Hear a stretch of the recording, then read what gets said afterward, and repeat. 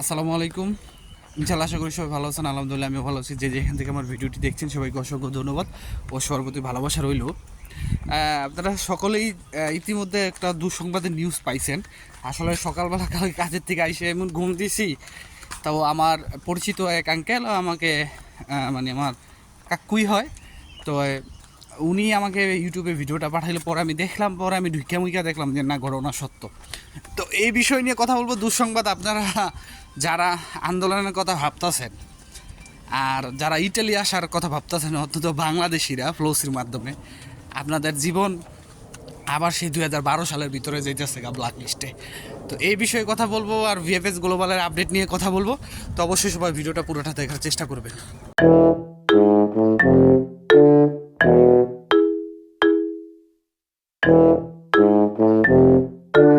তো সব কিছুর জন্য আলহামদুলিল্লাহ। গতকালকে কথা আমি এখানে উঠাবো না। আমি আপনাদের উদ্দেশ্যে একটা কথা বলি। আপনারা আন্দোলন করতে চাইতেছেন, আমি আপনাদের আন্দোলনের বিপক্ষে আগে ছিলাম, কিন্তু এখন যেহেতু আন্দোলনের বিপক্ষে গেলে আমি আপনাদের কাছে খারাপ হয়ে যাই, সেহেতু আমি এই আন্দোলনের বিষয়ে কিন্তু কথা বলবো না। আপনারা জানেন, ভিডিওটা অনেকেই দেখছেন, গতকালকে টিকটকেও আমি জর্জা মেলোনির এই বক্তব্যটা দেখছি। তো তখন আমি এতটা গ্রাহ্য দিনে, মানে তিনি যে বলতেছে আমি এটা দেখছি, তো আমি স্কিপ করে গেছি গা। তো আজকে সকালে আমি সেটা ভালো করে দেখলাম। কি দেখেন, আমরা যেন ইটালিতে আসি, ইটালি সরকার জানে যেন আমরা বিনামূল্যে আসি, শুধু 16 টাকার মার্কাদা বলো লাগাইয়া আমরা ইটালিতে আইসা পড়ি। আর বাংলাদেশে যে ফিটা ভিসা ফি, সে ভিসা ফিটা দিই। কিন্তু ইটালি সরকারের কিন্তু এটা নিয়ম, কিন্তু আমরা কি 15 লাখ 20 লাখ টাকার মাধ্যমে আসি। তো এই জিনিসগুলি ইটালি সরকার কিভাবে জানলো? আচ্ছা দেখেন, আপনারা যেন আন্দোলন করছেন, আপনার আন্দোলনে অ্যাম্বাসিডারের সামনে দিয়ে কী বলছেন? আমরা 15 লাখ 20 লাখ টাকা দেয় ইটালির জন্য কাগজ জমা দিছি, আমরা ঋণ করছি, আমরা ওইটা করছি, আমরা এইটা করছি। এগুলো কিন্তু তারাও তাদের মাথায় নিছে যে আমরা তো ভিসা ফ্রিতে দিতেছি, আমরা সালগুলা দিতেছি ফ্রিতে, আমরা ভিসা দিতেছি ফ্রিতে। তাহলে তারা কী লেগে বাংলাদেশের 15 লাখ 20 লাখ টাকা দিয়ে তারা ভিসার জন্যই করবে? তাহলে নিশ্চয়ই এখানে এই ঘটনাটা সত্য, এই ঘটনাটা সত্য। আর আপনারা কার কার কার সামনে যে বলছেন? এটা বলা হয়েছে কি যে আপনাদের কি বলে যে বাংলাদেশে যে রাষ্ট্রদূত, ইটালিয়ান রাষ্ট্রদূত, সেই অফিসের সামনে বলা হয়েছে, এবং ইটালির এম্বাসির বিরুদ্ধে আপনারা কিন্তু আন্দোলন করছেন, যেটা তাদের জন্য অনেক দুঃখজনক একটা ব্যাপার। আশা করি বুঝতে পারছেন। তো এখন এই যে যে বিষয়টা হইল, এখন আর এর ভিতরে আরেকটা কথা আছে। আমি আমার ভিডিওতে অনেক আগেই বলছিলাম, আপনারা যারা দেখছেন তাদের হয়তো বা মনে আছে, মনে নাও থাকতে পারে। 2025 সালের যে ফ্লোসি, সেই ফ্লোসিটা বাতিলও হয়ে যাবে, আমি এই কথাটা বলছিলাম কিন্তু। এবং এটাও বলছিলাম যে বাংলাদেশিরা নাও থাকতে পারে।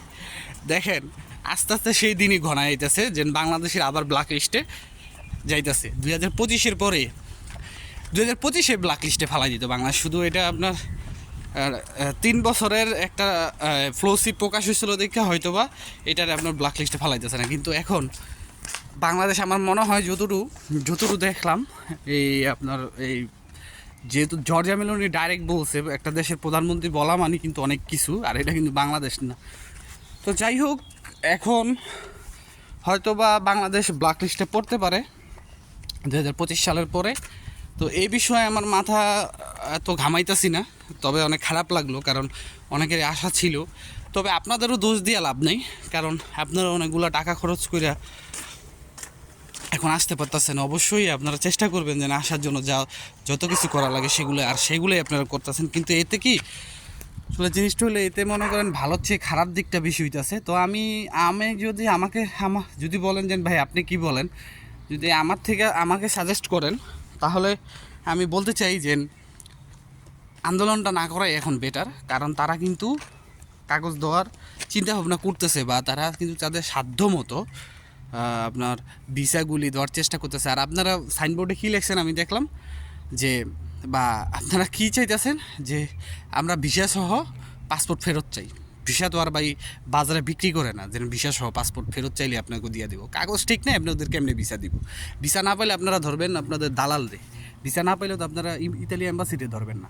আমার কথা ভাই কষ্ট পায় না। তো যাই হোক, আপনাদের খুশি, তারপরও আপনারা আন্দোলন করবেন কি না, ঠিক আছে। আর যে বিষয়টা, জিএফএস গ্লোবাল থেকে অসংখ্য ভিসা পাচ্ছে, গতকালকে অনেকগুলা ভিসা পাইছে ভাই। বিশ্বাস করেন আর না করেন, কয়টা আপডেট আমরা পাই, আপনারা কয়টা আপডেট পান? আমরা কিন্তু সব আপডেট পাই না। সো আমি বলবো যে ধৈর্য ধরেন, যাদের এতদিন ধৈর্য ধরছেন এখনও ধৈর্য ধরেন, আপনারা ভিসা পাবেন। আর নুলস্তার ব্যাপারে, নুলস্তা উঠতেছে এখন। কথা হইল যে আসল নুলস্তা যেগুলা, সেগুলোরও ভিসা কিন্তু পেতে এখন সমস্যা হইতে পারে, যেটা আমি দেখলাম লেটস গো উজ্জ্বল ভাইও বলছে। এখন আমিও তার কথার সাথে একমত যে বাংলাদেশের যে আসল নুলস্তাগুলি আছে, যেগুলা নুলস্তার ভিসার মেয়াদ কম, মালিক ঠিক থাকবো না, ভিসা পাওয়ার সম্ভাবনা একদমই কম। মোট কথা এখন ভিএফএস গ্লোবাল থেকে যে নতুন যে নুলস্তাগুলি উঠতেছে, এগুলোর ভিসা পাওয়ার পসিবিলিটি একদমই কম, বিশেষ করে সিজনাল বিষয়। সো এই ক্ষেত্রে কিন্তু আমরা সকলেই একটা টেনশনের ভিতরে পড়লাম। তারপরও রিজিকের মালিক আল্লাহ, রিজিক যেখানে আছে সেখানেই হবে। তারপরও চেষ্টা করবেন ধৈর্য ধরার, আর চেষ্টা করবেন যেন সবসময় আল্লাহর নামটা নেওয়ার, কারণ মানে দোয়ার মাধ্যমে কিন্তু তাকদির পরিবর্তন হয়। আল্লাহ বলছে তুমি আমার কাছে চাও, আমি তোমাকে দিব। চাওয়ার মতো চাইতে পারলে অবশ্যই হবে। সো আল্লাহ আমাদের সকল বিপদ আপদ থেকে মুক্তি দান করুক, আর আমাদের নেক হায়াত দান করুক।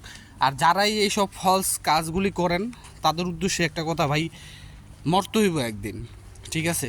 এই মানুষের টাকা পয়সা নিয়ে 2 দিনের আনন্দ করে কোনো লাভ নাইকা। জীবনটা অনেকই সুন্দর, আবার জীবনটা কিন্তু অনেক খারাপ। আবার আমাদের হায়াত মত একদমই অল্প। সো এই 15 লাখ 20 লাখ টাকা একজনের থেকে নিয়ে আপনি কি ভালো থাকতে পারবেন? পারবেন না। দিন শেষে কিন্তু আপনারও কিন্তু সমস্যা হইতেছে, ঠিক আছে। আর মানুষের পেরেশানিতে পড়ে কোনো লাভ নাই। তা আশা করি বুঝতে পারছেন। তো ইতালিতে নুলস্তা উঠতেছে, কম বেশি উঠতেছে। তো যাই হোক, এখন নুলস্তা উঠলেও টেনশনের ভিতর থাকতে হইব। তো সবাই ভালো থাকবেন, সুস্থ থাকবেন। অবশ্যই ভিডিওটি ভালো লাগলে শেয়ার করবেন। আর আমার যদি কোনো ভুল ত্রুটি থাকে ভাই ব্রাদার, যারা আছেন কলিজার ভাই ব্রাদার, অবশ্যই ক্ষমা দৃষ্টিতে দেখবেন। আমার জন্য দোয়া করবেন। আসসালামু আলাইকুম, আল্লাহ হাফেজ।